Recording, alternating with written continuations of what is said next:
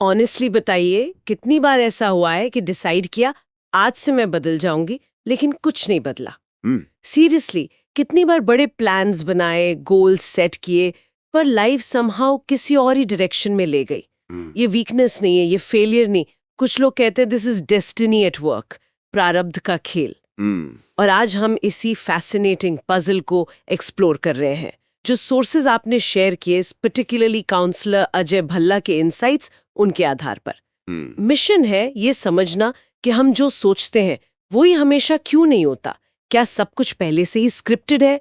हम बात करेंगे प्रारब्ध की, फ्री विल के इल्यूजन की और ईश्वर के बड़े प्लान की। बिल्कुल। तो इस डिस्कशन का मकसद है प्रारब्ध के कॉन्सेप्ट को अनपैक करना और देखना कि ये अंडरस्टैंडिंग हमारी लाइफ को, हमारे एक्सपीरियंसेस को कैसे ट्रांसफॉर्म कर सकते हैं।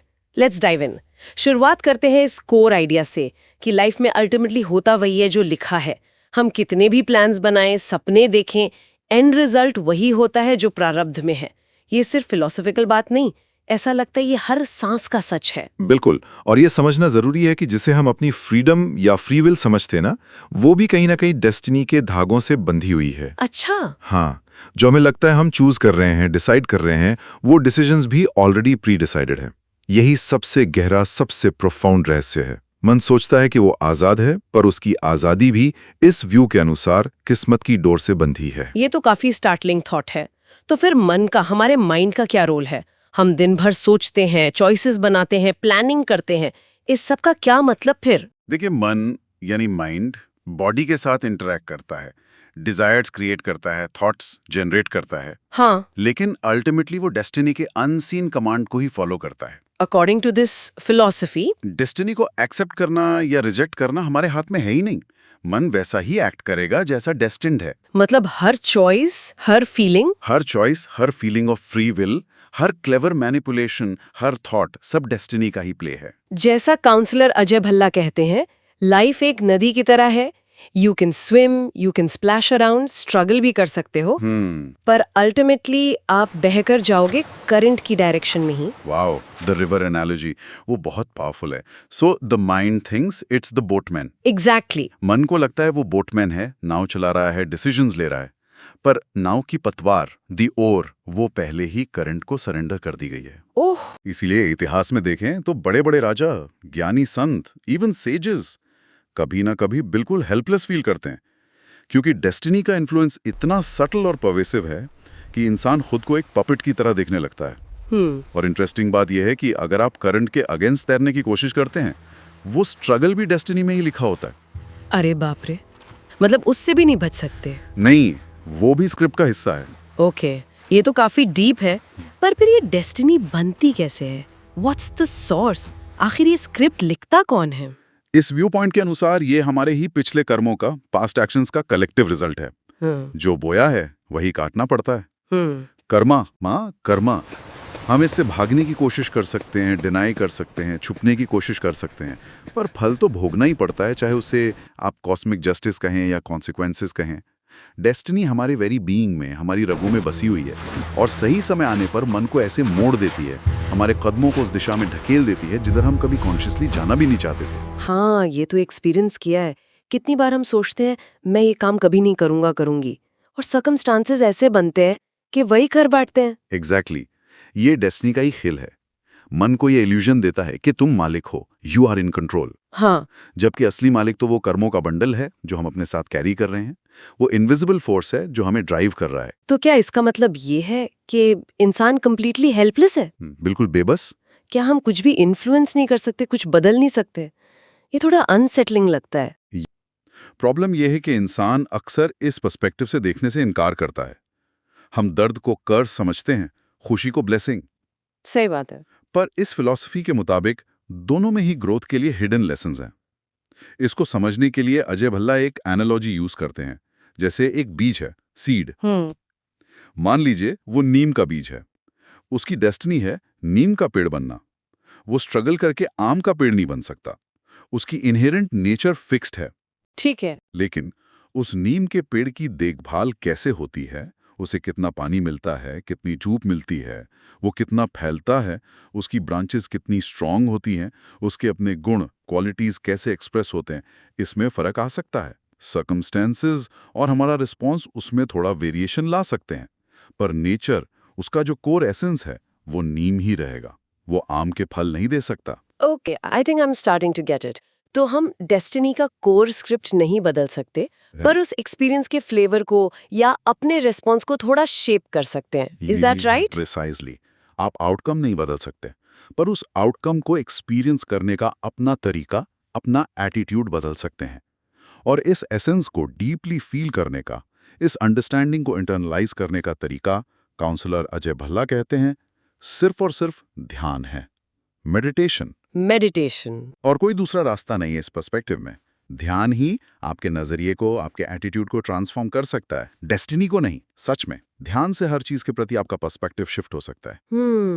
मन बार बार उलझता है क्योंकि वो कंट्रोल में रहना चाहता है। जब चीजें उसके हिसाब से नहीं होती तो वो फ्रस्ट्रेट होता है, दुखी होता है। यही तो सफरिंग का मेन रूट कॉज है ना। बिल्कुल। ध्यान इस अटैचमेंट को ढीला करता है। ये पॉइंट इंपॉर्टेंट है, लेकिन फिर वो कॉमन सवाल आता है, अगर सब कुछ ऑलरेडी फिक्स्ड है तो फिर एफर्ट क्यों करें? कोशिश करने का क्या फायदा? ये सोच तो लेजीनेस को बढ़ावा देगी, लोग पैसिव हो जाएंगे। इस पर क्या कहते हैं वो? ये एक बहुत ही कॉमन मिसअंडरस्टैंडिंग है और इसका जवाब भी बड़ा सटल है। ध्यान से सुनिए। मान लीजिए ये लिखा है कि आपको रोजी रोटी मिलेगी, आपका सस्टेनेंस डेस्टाइन्ड है। ठीक। लेकिन ये भी साथ में लिखा है कि उसके लिए आपको खेत जोतना पड़ेगा। You have to plough the field. अच्छा। यानी डेस्टिनी सिर्फ आउटकम को नहीं, उस आउटकम तक पहुंचने के लिए जो एफर्ट लगना है, उस एफर्ट को भी कंपेल करती है। वो आपके माइंड को गवर्न करती है और माइंड बॉडी से काम कराता है, सेंसेस के थ्रू गाइडेड होता है। Every effort, every action, every movement of the senses and mind destiny के अकॉर्डिंग ही अनफोल्ड होता है। ये समझकर सरेंडर आता है, ईगो डिसॉल्व होता है। ये समझ आती है कि सब कुछ एक डिवाइन विल के मुताबिक हो रहा है। हाँ। आप देखिए ना, कितने लोग बहुत हार्ड वर्क करते हैं, दिन रात एक कर देते हैं, फिर भी फेल हो जाते हैं। बिल्कुल। और कितने लोग कंपैरेटिवली कम एफर्ट में सक्सेसफुल हो जाते हैं। ये डेस्टिनी का ही इन्फ्लुएंस माना जाता है इस व्यू पॉइंट में। जब सही समय आता है तो छोटी सी कोशिश भी पहाड़ हिला देती है। सही बात है। इससे इंसान का अहंकार, ईगो टूटता है। वो जो मैंने किया, आई अचीव्ड दिस का भाव है, वो खत्म होता है। सच ये है, आपने कुछ नहीं किया, आपके थ्रू हुआ है। ये एक्सेप्ट करना बहुत मुश्किल है, because the ego doesn't want to die. पर जब आप एक्सेप्ट करते हैं कि असली प्लेयर डेस्टिनी और गॉड हैं, तो लाइफ से सारी कंप्लेंट्स, सारे ग्रीवेंसेस गायब हो जाते हैं। That's a big shift in perspective. आपके थ्रू हुआ है, इससे ईगो डेफिनेटली चैलेंज होता है। लेकिन फिर एक और नेचुरल क्वेश्चन अराइज होता है, अगर सब कुछ ईश्वर के प्लान के हिसाब से है, तो वो दुख क्यों देता है? Why suffering? ये सवाल तो मन में बार बार आता है जब लाइफ टफ हो जाती है। बिल्कुल वैलिड सवाल है। ईश्वर सजा नहीं दे रहा, वो शेप कर रहा है, रिफाइन कर रहा है। मुश्किलें हमें झुकना सिखाती हैं, हमारे ईडो को सॉफ्टन करती हैं और पैराडॉक्सिकली हमें ईश्वर के या उस हायर पावर के करीब लाती हैं। हाँ, ये तो है। खुशी में कौन याद करता है? अक्सर खुशी में इंसान कहता है, देखो मैंने क्या अचीव किया। दुखी याद दिलाता है कि तुम अकेले अपने दम पर सब कुछ नहीं कर सकते। Pain often pushes us towards the divine. ये डेस्टिनी का सबसे खूबसूरत खेल है, आपको तोड़ना ताकि आपको फिर से एक बेहतर तरीके से रीशेप किया जा सके। जब ये अंडरस्टैंडिंग गहरी उतरती है तो आंसू भी ग्रैटिट्यूड में बदल जाते हैं। Pain pushes us towards the divine. ये बात भी सुनी है कि हर चीज अपने टाइम पर होती है। टाइमिंग का बहुत बड़ा रोल है इस पूरे पिक्चर में। इस पे क्या इनसाइट्स हैं? Absolutely critical point. हर चीज का एक निर्धारित समय है। Cosmic timing is perfect. इस व्यू पॉइंट के अनुसार सुबह का सूरज दोपहर में नहीं उग सकता, ना ही रात को। जब सही वक्त आता है तभी चीजें मैनिफेस्ट होती हैं, चाहे वो सक्सेस हो, लव हो, वेल्थ हो या फिर ईश्वर का अनुभव हो। सही है। इम्पेशेंस से सिर्फ दुख पड़ता है। हम कहते रहते हैं, अभी क्यों नहीं भगवान, व्हाई नॉट नाउ। लेकिन ईश्वर जल्दी नहीं करते। उनका टाइम फ्रेम हमारे लिमिटेड अंडरस्टैंडिंग से परे है। उन्हें पता है कब क्या देना है, कब क्या लेना है। और जब सही वक्त आता है तो जो चीज पहले बिल्कुल इम्पॉसिबल लगती थी, वो एफर्टलेसली, आसानी से लाइफ में आ जाती है। Trusting the timing of life. Patience and trust. लेकिन ये कहना आसान है, करना मुश्किल। तो फिर प्रैक्टिकल सोल्यूशन क्या है? How do we deal with this fundamental truth कि हमें लगता है हम कंट्रोल में हैं पर है नहीं? स्पेशली जब लाइफ चैलेंजेस फेंकती है। The solution lies in one word: acceptance. स्वीकृति। जब इंसान डीपली ये रियलाइज करता है कि उसका रोल सिर्फ अपना कर्म करना है, अपना बेस्ट देना है with in the given circumstances, हाँ, और फल, द रिजल्ट, वो पहले से ही लिखा हुआ है, तो लाइफ इनक्रेडिबली सिंपल हो जाती है, स्ट्रेस कम हो जाता है। लेकिन जैसा आपने कहा, ये आसान नहीं है, क्योंकि मन, द माइंड, नेचुरली सरेंडर को रेजिस्ट करता है। वो हमेशा मास्टर रहना चाहता है, कंट्रोल में रहना चाहता है। सही बात है। इसीलिए तो सारे संत, सारे स्पिरिचुअल मास्टर्स सरेंडर की, समर्पण की बात करते हैं। डेस्टिनी की, स्पेशल ग्रेस से या लाइफ एक्सपीरियंसेस से। कभी एक ऐसा मोमेंट आता है जब इंसान थक हार कर एक्सेप्ट कर लेता है जो पहले से ऑर्डेन्ड है। और यहाँ एक और ट्विस्ट है, ये एक्सेप्टेंस या रेजिस्टेंस भी हमारे हाथ में नहीं है। क्या बात कर रहे हैं, ये भी? हाँ, ये भी लिखा हुआ है कि आप एक्सेप्ट करेंगे या स्ट्रगल करते रहेंगे। ओहो। एक्सेप्टेंस का मतलब वीकनेस नहीं, इट्स प्रोफाउंड विजडम।